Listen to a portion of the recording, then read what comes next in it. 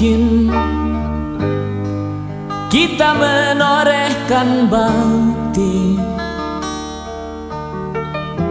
atas nama jiwa dan hati tulus ikhlas. Mumpung masih ada kesempatan buat kita mengumpulkan bekal perjalanan abadi.